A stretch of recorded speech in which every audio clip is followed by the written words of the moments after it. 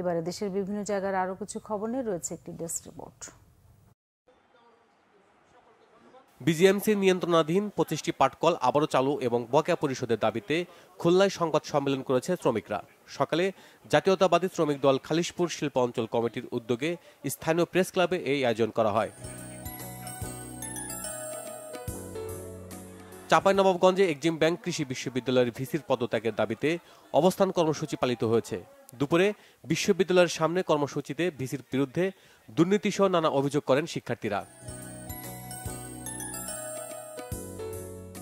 ফেসবুকে ভুয়া আইডি খুলে গাইবান্ধায় বিএনপির নেতাদের নামে অপপ্রচারের অভিযোগে সংবাদ সম্মেলন করেছে জেলা বিএনপি। দুপুরে দলের স্থানীয় কার্যালয়ে এতে উপস্থিত ছিলেন জেলা সাধারণ সম্পাদক মাহবুবুন নবী টিটুল সহ অন্যান্যরা। অন্তর্বর্তীকালীন সরকারকে দেশ সংস্কারের জন্য সময় দিতে চায় জামায়াত। সকালে ঝালকাঠি জেলা শিল্পকলা একাডেমি মিলনায়তনে এক আয়োজনে এসব কথা বলেন জামায়াতের সেক্রেটারি জেনারেল গোলাম পরোয়ার। কিশোরগঞ্জ সদর উপজেলার দানাপাটুলি ইউনিয়ন পরিষদের চেয়ারম্যান মাজাহারুল ইসলাম মাসুদের বিচারের দাবিতে মানববন্ধন ও অবস্থান কর্মসূচি পালন করেছে শিক্ষার্থীরা। দুপুরে পরিষদ প্রাঙ্গণে কর্মসূচিতে অংশ নেয় বিভিন্ন শিক্ষা প্রতিষ্ঠানের শিক্ষার্থীরা। নেত্রকোনা ছাত্র আন্দোলনের শহীদদের পরিবারকে অর্থ সহায়তা দিয়েছে জেলা জামায়াতে ইসলামী।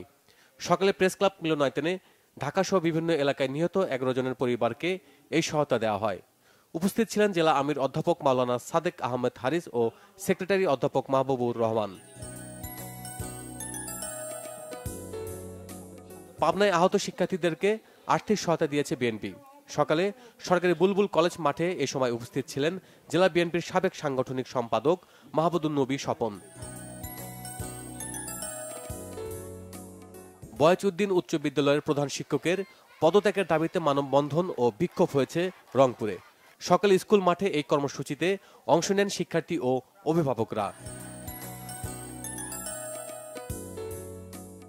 ইটভাটা বন্ধের প্রতিবাদে সংবাদ সম্মেলন হয়েছে টাঙ্গাইলে। দুপুরে মির্জাপুরে রিপোর্টার্স ইউনিটিতে এই আয়োজনে বক্তব্য রাখেন ইট প্রস্তুতকারী মালিক সমিতির সভাপতি ফিরোজ হায়দার খান। নেত্রকোনা জেলা কারাগারের জেলারের বিরুদ্ধে দুর্নীতি, অনিয়ম ও নির্যাতনের অভিযোগ তুলে মানববন্ধন হয়েছে। এতে বক্তব্য রাখেন জেলা বিএনপির সাবেক সভাপতি অ্যাডভোকেট নুরুজ্জামান নুরু সহ অন্যান্যরা। Bangla vision news desk.